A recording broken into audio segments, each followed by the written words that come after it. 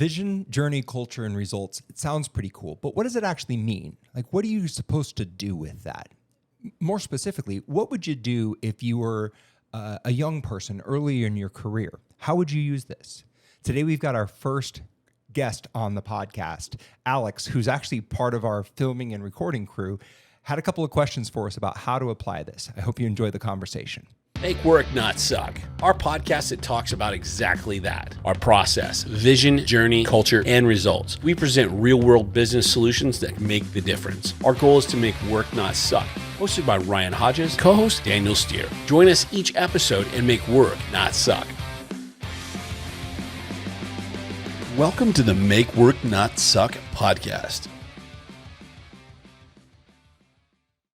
All right, Ryan, so we've been talking through the vision, the journey, the culture, results, the four pillars or four dimensions of this new paradigm. And during the last break, Alex, who's been helping us with the podcast, asked a really good question. So we just handed her a mic and moved a couple of cameras, and we're going to have her as a guest on this episode. So, I think you gotta put in why this came to fruition. okay. So when we were recording a couple of previous episodes, we kept looking at the logo and going, okay, make work not suck. Like, we want to make sure we're hitting that. True. And we're like, just, is it resonating, this, that, and the other? And Alex says, I think it really is resonating. As a young professional wanting to be an entrepreneur, this has been very helpful to me. And I don't want to take the words from you, but I think it's one of those, like, if this podcast really is going to have the impact that we want it to have, then It's got to be for more than just the C-suite. It's got to be more than just the C-suite. Right. It's got to talk about how, not only why work sucks and the reason behind it, but how do we make it not suck? And Alex asked a very profound question. So Yeah. So go ahead, Alex, ask us the question again. Right. So just as a person who's had a lot of sucky jobs and a person with entrepreneurial aspirations, I would just really like to unpack how I would apply this information in my own career, like in my own work journey, even as an employee, but also as like a future business owner as well. Man, so good. Yeah, so it really got us thinking when she asked that the first time. And the reality is what we're talking about, this paradigm shift, this method, et cetera, is not only how you apply it to a business.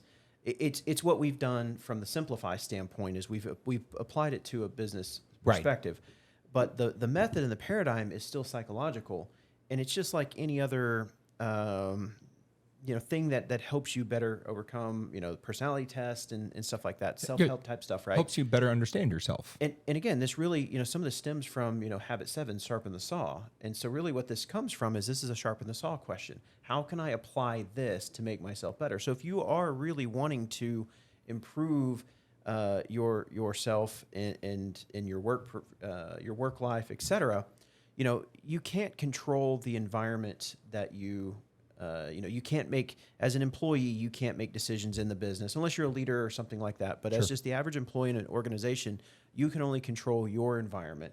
And so everything that we're going to be sharing on all these podcasts going forward, the methods and the tools and all the stuff we'll talk about again in the future, is one, designed to help an organization, but two, help the individuals. And here's the thing, is if you take this information and you apply it personally, you can make work not suck for you. And guess what? If you're in an organization that doesn't value that, this will help you get a better job because you have the choice to work. You have the freedom to work wherever you want to work, wherever job you can get, right? There's a lot of jobs out there. And if you apply this, you will, in fact, get a better job. And not only will you get a better job, you'll also impress your next employer and hopefully get a better raise, better work. Again, it just helps you better negotiate in the future. So this isn't just how to make the business better. This is how everybody can better themselves. That makes a business better. Or again, if the company you work for just doesn't care, then you can use this elsewhere. So I'll take that and maybe go down a little bit to the practical level. I think one of the ways that you can make yourself more valuable is by becoming a better and better version of yourself. Mm-hmm. Yes. Right. And so to do that, you kind of have to start with understanding yourself. Right. Right. So as you think through that vision, journey, culture, results, every one of us tends to lean in a particular direction. We tend to favor one of those four. So as you've heard us talking about this, which one of those do you find yourself maybe kind of slightly leaning towards or resonating with? I think that personally, I lean towards being more of a vision person, like a vision heavy person. Okay. And I think because one of the things that I've heard you guys say on here too is being a healthy version of something and an unhealthy version of something. So I think that candidly, I would consider myself to be maybe on the more unhealthy end of being a vision focused person. Okay. So that's really interesting. And I applaud the honesty, courage, and self-awareness to say I might not be the healthiest version of myself right now. Not very many people are willing to say that. So that's great. The strength of visionary people is that they have very strong belief in seeing their vision come true to fruition, right?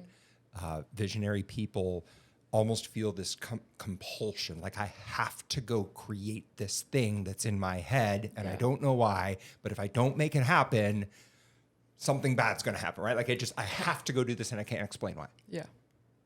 The shadow of that, the downside or the maybe the blind spot of that is the opposite side of the wheel. So if vision is your strength, the opposite side is culture, right? So this is my challenge as well. I'm stronger on the vision than I am on the culture. And so understanding the people, providing clarity and accountability to the people, those are going to be some of the weaknesses that come with a strong sense of vision. Yeah. So what I would recommend with that is you're never going to be great at your weakness. Work on your weakness until it's no longer a liability. And then double down on your strength. Yeah, that's right. Good. So there's these two schools of thoughts of only work on your strengths. No, you got to supplement your weaknesses. And I think they're both right to an extent.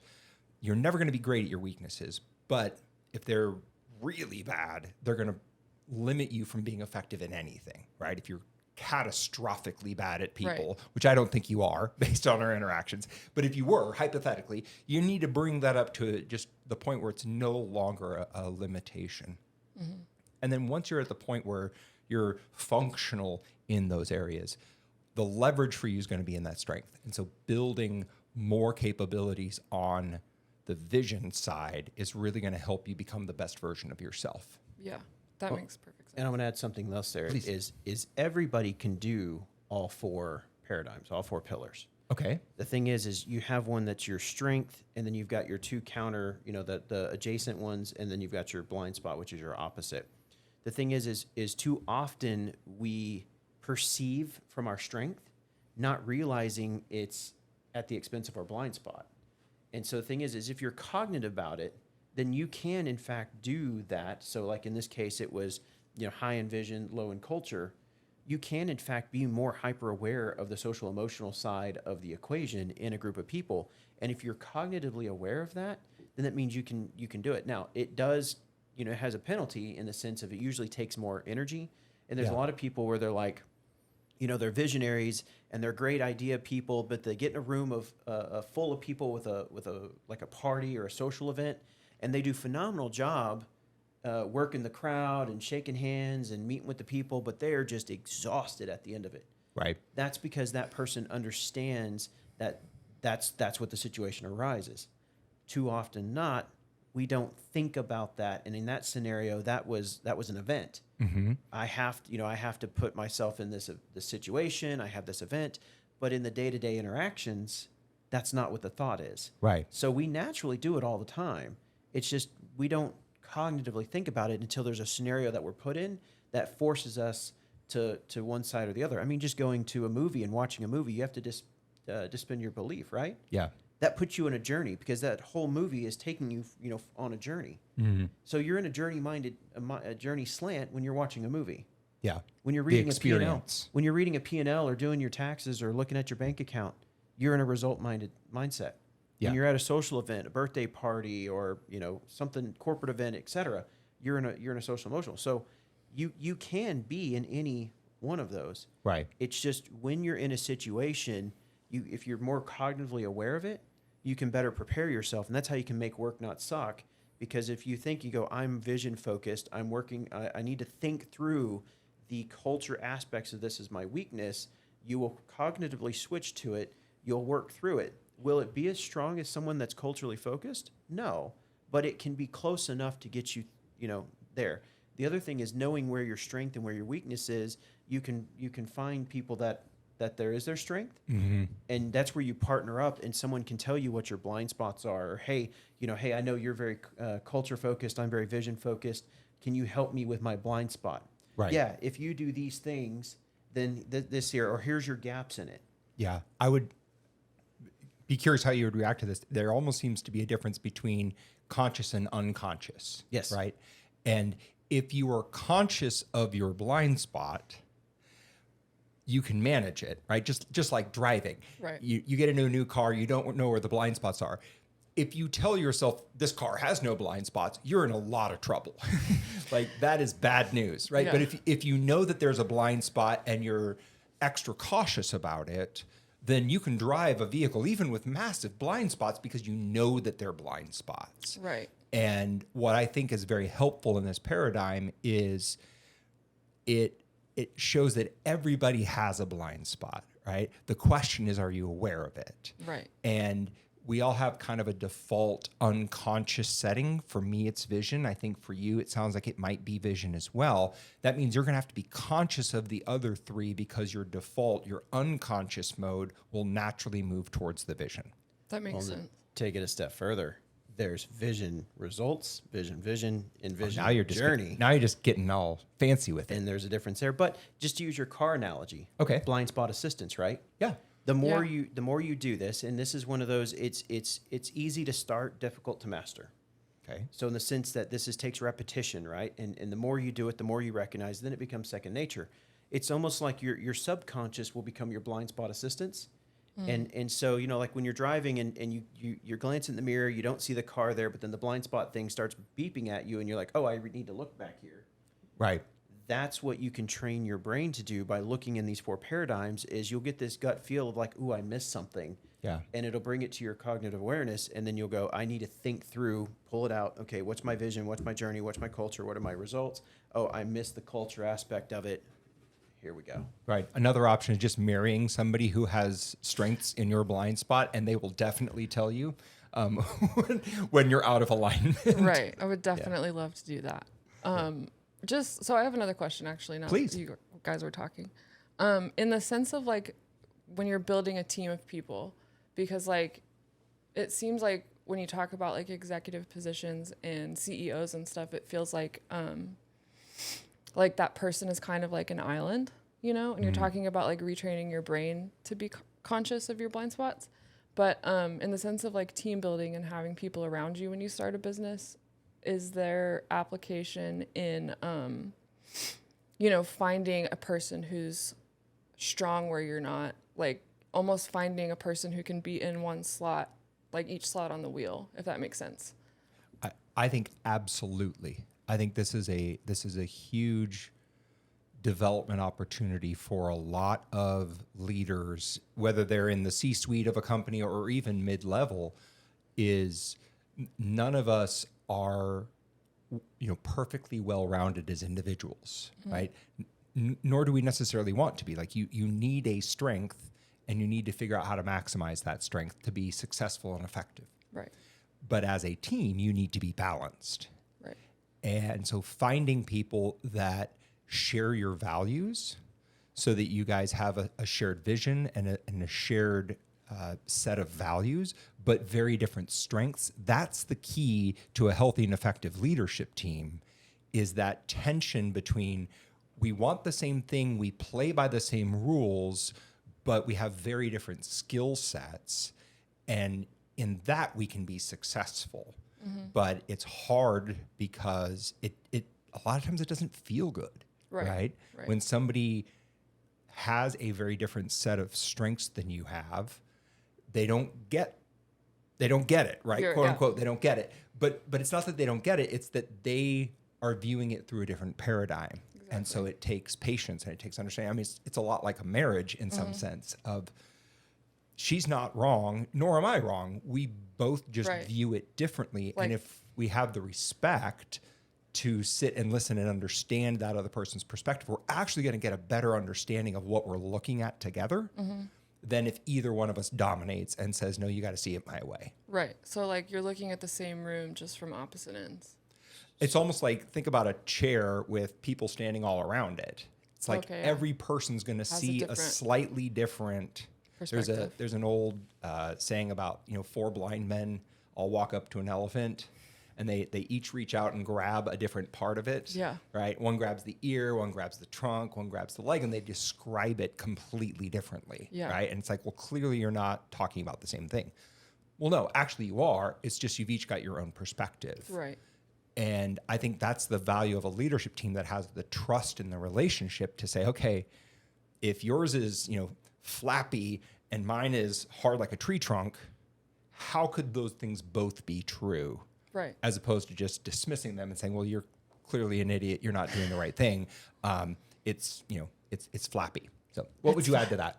Well, I was gonna say I see this all the time, and the elephant analogy is a great one because that's a tangible, right? And a lot of times in conversation, I'll illustrate this one. If imagine two people are standing on opposite ends of a plane, and they're both staring at an object in the center, but they think they're standing shoulder to shoulder, and really they're standing face to face on opposite ends.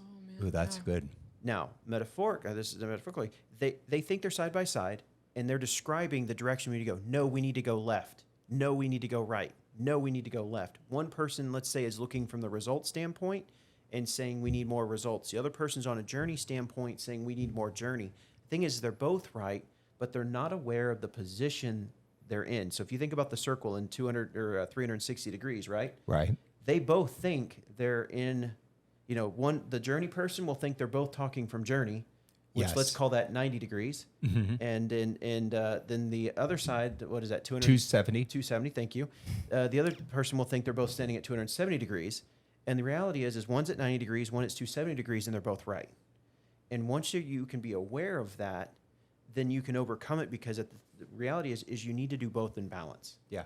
So maybe a second practical one is, you better understanding yourself, continue on the journey that you're on, and becoming a better version of yourself. I would say maybe a second practical application would be help other people find where they are in this paradigm. Help them understand, hey, you seem to be really, really good at this, whether it's the journey, the culture, the results, the vision, and help them find where they are and help them become a better version of themselves. I think that's a great opportunity, even for somebody who doesn't have a positional management or leadership role. You can do that peer to peer and really add a lot of value to them and begin functioning in an influential role, even without a title or a promotion. Yeah. I think that just from listening, I think that one of the biggest takeaways for me is like, obviously we're talking about in like an organizational sense and a company sense. But for me, I'm like thinking of it in just like a personal sense, because like a family is just like a small organization, right? Very so true. It's like you can apply it as much to just like almost like kind of like putting the wheel on your own self. Yep. Outside of thinking about the components of an organization. You know what I mean? Well, my 16-year-old and 13-year-old and my wife all know this, and it drives them insane, but they're good spirits and good sports with it. But there's oftentimes my son will do something, my older son, and I'll ask him, what's the vision? I didn't, okay, yeah, this is what, or hey, what result are you trying to achieve? And so it also helps formulate like any sort of plan here, because you need all 4 components to actually execute a well-formulated plan. But I mean, it's even like how my son gets through soccer, how he gets through high school, learning how to drive a car. I mean, we applied the same method there. The other one, going back to what we were talking about a second ago, is Stephen Covey in 7 Habits has the habit of seek first, understand, Yes. then be understood. And if you take the wheel and you could understand that person's paradigm, you better understand them. And that's one thing I struggled with. I love that habit, but I always struggled with how do I understand that person? And once I realized the paradigm of the wheel, then it was like, oh, that's a results person. this is how they're looking at it. That's their lens on everything. They've got a result lens on everything. And then I can engage the conversation and go, okay, is this what you mean by that? Yeah. And a lot of times we can naturally get there, but sometimes it's the headbutt. Yeah. Sometimes sometimes relationships fall apart, or that's where, you leave the job because you just can't reckon with your boss. But I've over the past, 15 plus years of doing this is, once you understand the paradigm and trying to understand people, when you apply that in with children, with your spouse, colleagues, strangers, you find that you better connect with people. Yeah. And you have more meaningful relationships. The other thing in work, if you're an employee and you're working with your manager and you're trying to either get a promotion or you're trying to improve in the organization, you figure out what your boss's paradigm is. Mm-hmm. Figure out which one they're in. Figure out what their problem is. I had a guy that worked for me. He was a chief of staff years ago, and his phrase was always, find your boss's biggest problem and solve it. Now, obviously, that doesn't mean, go around your boss, like, don't do this, don't do all the wrong things. But if you can understand their paradigm and you can also understand their blind spot, you'll find the problem that they need help with, and that'll help you advance your career. And guess what? That helps you align with your boss. That helps you align with the goals, et cetera, et cetera. So it really does. It doesn't matter what scenario you're in. It can be applied. Can I ask one more question? Of course. So would you say that the mark of a healthy company or healthy organization would be one where the leader or leadership is one that's in just constant adjustment, like that's always looking at those different sections of the wheel and is just constantly trying to keep them at just keep them in balance, you know what I mean? Yes. I would say yes. I heard somebody say once that there is no such thing as balance. Right, you're just always slightly falling in one direction or the other, mm-hmm. right, and then adapting, right? And I was like, oh, that makes me feel a lot better because I've got a bad sense of balance. But I think that's what a healthy, effective individual, mm-hmm. leadership team, organization. I mean, at any layer that you want to apply this, you're always having to evaluate. Okay, am I leaning too far this way? Am I leaning too? I know that I'm bent to naturally lean in this one direction. And so am I overdoing it in that direction? Do I need to lean back or side to side? I think that's the dynamic that healthy organizations have. And there's a tension there, right? And I don't think that's a tension to solve. I think it's a mm-hmm. tension to be managed. You should always be going through the wheel.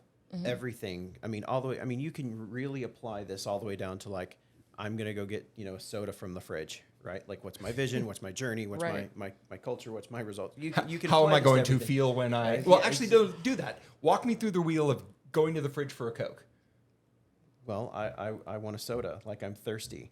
Okay. I want the sensation of a Dr. Pepper. I love the taste of Dr. Pepper. You love Dr. Pepper. That is yes. true. All right. So what's the vision? The vision is I want to drink Dr. Pepper because I like the taste. Okay. This podcast is not sponsored by Dr. Pepper, but just so we're clear. We are in Texas. So we are in Texas. Okay. So your vision is you want Dr. Pepper. At this moment right now, I guess I would have to figure out, does Chris have Dr. Pepper in his refrigerator? And if he doesn't, then that's part of figuring out the journey. Right. Is now I got to figure out where Dr. Pepper's at. Yeah. And then I got to figure out how to get to it. There's my journey there, sure. looking through it. My culture is, I'm going to ask Chris if he's got Dr. Pepper's in his, and if he minds if I borrow his car to drive and get some if he doesn't. And then, ultimately my result is I get the Dr. Pepper. Okay. All right. So you can't apply it anywhere. You can't apply it anywhere. But yeah, I find myself going through this wheel. I will say I go through it lumpy. I tend to go vision, journey, result. I skip over culture naturally. Mm-hmm. And so I have to force myself through culture and force myself to think about the emotional and relational implications of what I'm trying to do. Mm-hmm. Because I'm aware that is my blind spot. And so I'm having to build that muscle memory that I don't think I naturally was born with. And the more I go through it, the more I'm starting to become attuned to the fact that, oh, wait, so-and-so's probably going to get their feelings hurt, right? Ryan's Ryan's going to hurt my feelings if he goes and gets a Dr. Pepper and doesn't ask me if I want one. Right. Right? Yes. Ryan's a vision guy. He just totally missed the fact that I was going to get my feelings hurt by that. So you just called that out. how I did just call you missed out. it because I didn't think there's, does anybody else want a Dr. Pepper while I'm doing Yeah, this? see? Right. My vision was just, I want a Dr. Pepper. Right. Because he's a vision guy. Yeah. And his blind spot is going to be Culture. the culture. That makes sense. The other thing when you're asking about a business and a leadership team, you should always be balancing and trying to figure out the balance. I mean, and when you get into job maps, when you get to, deploying process, KPIs, et cetera, and we'll get, down the road, we'll discuss more of that. But, if you want $1 million idea, is an organization, if they spend, just pick a quarter, it could be first quarter of the year, it could be the next quarter after listening to this podcast. If the first quarter you focus on a vision, rock, or goal, not at the expense of the other 4, but you just said, you know what, we're going to really focus on building the vision of what we're trying to achieve. And you work through that. The next quarter you say, okay, we're going to work on our customer journey and our processes. That's our primary focus. Next quarter, we're going to work on our culture to apply that. The next quarter, we're going to look at our KPIs. It's a year-long process. I just mapped you through in like 30 seconds. But if you literally walk an organization through that one quarter by quarter, Yeah. they will in fact be a better organization. Yeah, Now absolutely. you still have a lot more you have to do. That's very, very simplified. But if you literally just do one quarter in each quadrant, the organization will be more healthy and effective by the end of it. Again, there's a lot more to go with that, but So working there would suck a little less. it would definitely suck a lot less. I was just going to say it kind of made me think of the elephant analogy again. It's Okay. almost like taking the other 3 blind guys and like, okay, this is what I'm feeling. And then you go to the next blind guys section. This is what I'm feeling. You know what I mean? Like Yeah. it's eating the That's it. elephant one bite at a time. That's it. Yeah. If Love you it. take the 4 blind guys and all are touching the same part of the elephant, you'll know where you are. Yeah. And then, you eat it one bite at a time. Alex asked some really good questions about how to use vision, journey, culture, and results in her personal life and in her career. Which one of the 4 do you find yourself resonating with?